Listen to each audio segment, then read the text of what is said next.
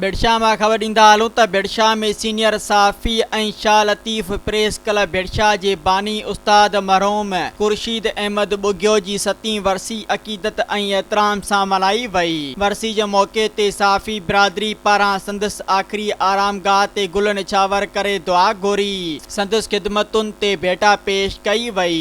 सहाफ़ियुनि तरफ़ां नौशाद अली बुग्यो, अशफाक अहमद बलेदी, अली रज़ा मीरजत, सजाद मेमून ऐं ॿियनि गुलनि जी चादर चाढ़े मरहूम खुर्शीद अहमद बुग्यो खे भेटा ॾिनी। उन मौक़े ते सहाफ़ियुनि जो चवणु हो त मरहूम खुर्शीद अहमद बुग्यो मटियारी ज़िले जो सीनियर सहाफ़ी हो, जंहिं पंहिंजे कलम जे ज़रिए मज़लूम अवाम जो आवाज़ आला ऐवाननि ताईं पहुचाइण में पंहिंजो अहम किरदारु अदा कयो ऐं इलाइक़े जे बुनियादी मसइलनि जे हल लाइ अणथक जदोजहद कई।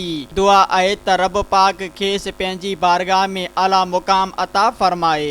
सब्सक्राइब कयो अवामी न्यूज़ HD खे ऐं ताज़ा तरीन ख़बरुनि लाइ ॾिसंदा रहो अवामी न्यूज़ HD।